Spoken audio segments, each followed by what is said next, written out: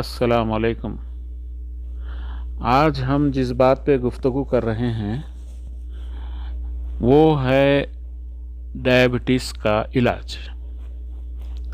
जैसा कि आप लोग जानते हैं कि डायबिटीज़ जो एक आम बीमारी हो चुकी है और ये इस पे डिपेंड रहता है, यानी आपका टाइप 1 है, टाइप 2 है या जेस्टेशनल डायबिटीज़ है, ये टाइप के ऊपर डिपेंड रहता है। कहा जाता है कि डायबिटीज़ लाइलाज मर्ज़ है, मगर मेरी माने तो डायबिटीज़ बेशक एक लाइलाज मर्ज़ है, मगर उसको हम कंट्रोल में रख सकते हैं या हम डायबिटीज़ को रिवर्स भी कर सकते हैं, रिवर्सल ऑफ डायबिटीज़, यानी मगर पूरा क्यूर तो नामुमकिन है।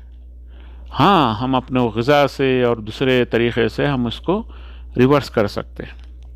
जब पेशेंट को डायबिटीज़ हो जाए तो पहला स्टेज जो प्री डायबिटीज़ का रहता है, जिसमें पेशेंट को ये नहीं मालूम होता कि वो उसको सिम्टम्स भी नहीं रहते, बस एक्सीडेंटली जब हम टेस्ट करेंगे तो रिपोर्ट निकल जाएंगी। तो ऐसे पेशेंट्स को हम ग़िज़ा और एक्सरसाइज के ज़रिए कंट्रोल कर सकते हैं ताकि वो डायबिटीज़ में ना बदले। और बाज़ औक़ात तो डॉक्टर मेटफॉर्मिन की गोली भी लिख देते हैं ताकि वो जो इंसुलिन रेजिस्टेंस है बॉडी में वो दूर हो जाए। इंसुलिन रेजिस्टेंस क्या है? एक्चुअली ये होता है कि जब इंसुलिन अपनी शक्ल बदलता है तो वो सेल के अंदर ग्लूकोज के साथ दाखिल नहीं होता, जिस वजह से इसकी मिक़दार खून के अंदर बढ़ जाती है। जब इंसुलिन काम नहीं करेगा, हालांकि वो मौजूद है, तो शुगर की मिक़दार बढ़ जाएगी, तो हाइपरग्लाइसीमिया यानी शुगर का खून में ज़्यादा होना होता है। अब हम बात इस पे करेंगे कि ये प्री डायबिटीज़ के बारे में बोला। अब एक आदमी को डायबिटीज़ हो जाए, जैसा कि बास पेशेंट तो ऐसा है कि वो उनको डायबिटीज़ रहती है कई सालों से, मगर उनको सिम्टम्स नहीं आते, इसलिए कि डायबिटीज़ बीमारी आहिस्ता आहिस्ता अपना असर दिखाती है। बास पेशेंट तो डायबिटीज़ के कॉम्प्लिकेशन के साथ आते हैं जब उनका डायग्नोसिस होता है। तो इन पेशेंटों में जिनमें डायबिटीज़ हो जाए और सिम्टम्स ना रहें, जब एक्सीडेंटली सिम्टम्स पे अगर आज सिम्टम्स पे मालूम हो जाए या डायग्नोसिस से मालूम हो जाए, तो हमको ये करना चाहिए कि उसको एक्सरसाइज बताना चाहिए, ग़िज़ा की परहेज़ बताना चाहिए और मेडिकेशन भी ज़रूरी है। आप जैसा कि जानते हैं कि टाइप 1 टाइप 2 डायबिटीज़ है। टाइप 1 में इंसुलिन बिल्कुल जिस्म में नहीं रहता या नहीं बनता, जिसकी वजह से टाइप 1 डायबिटीज़ वालों को इंसुलिन ज़रूरी है और बग़ैर इंसुलिन के इनका डायबिटीज़ कंट्रोल नहीं हो सकता। और ये ऐसे लोग अगर इलाज ना लें तो बहुत से कॉम्प्लिकेशंस में जाते हैं। रही बात टाइप 2 डायबिटीज़, जो आम तौर पे कॉमन है, बहुत ज़्यादा है, ये टाइप 2 डायबिटीज़ की वजह से बहुत से लोग कॉम्प्लिकेशन में जाते हैं। ऐसे मरीज़ों को जब वो पूरे सिम्टम्स में रहे तो उसको दवाओं के ज़रिए कंट्रोल करना ज़रूरी है। उसके अलावा एक्सरसाइज और ग़िज़ा। एक्सरसाइज में ख़ास तौर पर यह अहम बात है कि बेहतर यह है कि हर उम्र के लोग वॉकिंग कर सकते हैं, ज़्यादा से ज़्यादा वॉक करें। कम से कम मैंने बताया है कि 30 मिनट की वॉकिंग हफ्ते में 5 दिन करें।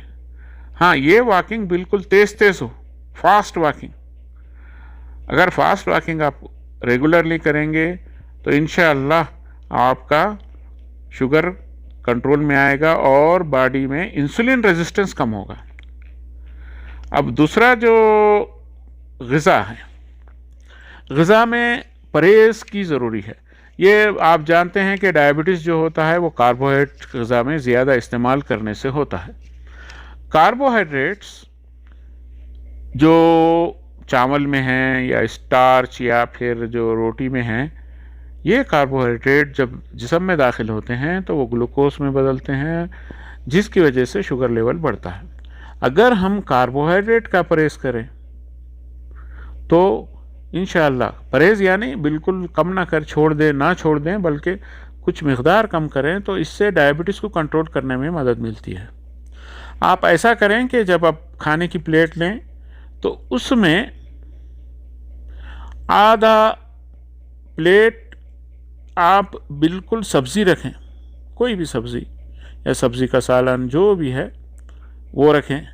अब बचे हैं 2 पाव हिस्से, 1 पाव हिस्से में हम दाल रखें या कुछ बीन्स या पल्सेस वगैरह रख सकते हैं, या अंडा या फ़िश जो हाईली प्रोटीन है, या चिकन, ये चीज़ें रख सकते हैं। ये हिस्सा जो रहेगा प्रोटीन का रहेगा।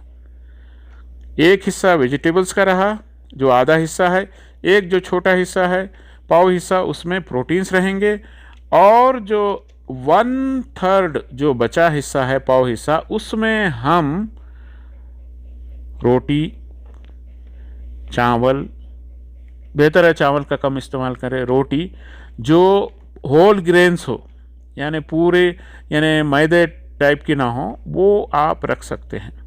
इस तरह से परहेज से खाने से आपका डायबिटीज़ कंट्रोल हो सकता है। हाँ, तरकारियों में, सब्जियों में सब में बेहतर है कि हरी सब्ज़ी का इस्तेमाल करें, पत्ते वाली सब्ज़ी का इस्तेमाल करें, और ग्रीन टी का भी आप इस्तेमाल करें। ख़ास तौर पे ग्रीन टी इसलिए कह रहा हूँ कि ग्रीन टी में एंटीऑक्सीडेंट रहता है। ये एंटीऑक्सीडेंट भी ब्लड शुगर कंट्रोल करने में मदद करता है। और वेजिटेबल्स में ब्रोकोली, पालक और दूसरे हरा पत्ते, इसके अलावा पल्सेस वगैरह इस्तेमाल कर सकते हैं। अब ड्रम स्टिक का इस्तेमाल भी आप कर सकते हैं जो शुगर कंट्रोल करने में मदद करती है। अब रही बात फलों में, फल एक ऐसी चीज़ है जो मीठा होता है। हम ये समझते हैं कि फल मीठा होने से हम डायबिटीज़ में नहीं खा सकते। हाँ, चंद फल हम डायबिटीज़ में नहीं खा सकते, जैसे कि मौज़ है यानी केला, और अपना मैंगो है, आम, ये चीज़ें नहीं खा सकते। इसके अलावा जो फ्रूट्स हैं जैसे एप्पल है, गावा, ऑरेंज है, ये चीज़ें हम खा सकते हैं।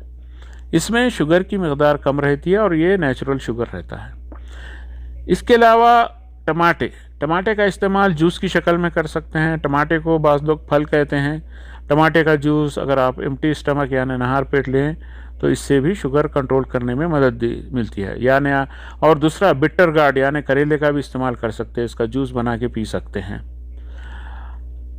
हाँ, चंद मसालों में जो हम आम तौर पे पकाने में इस्तेमाल कर सकते हैं, इसमें दालचीनी की बहुत अहमियत है।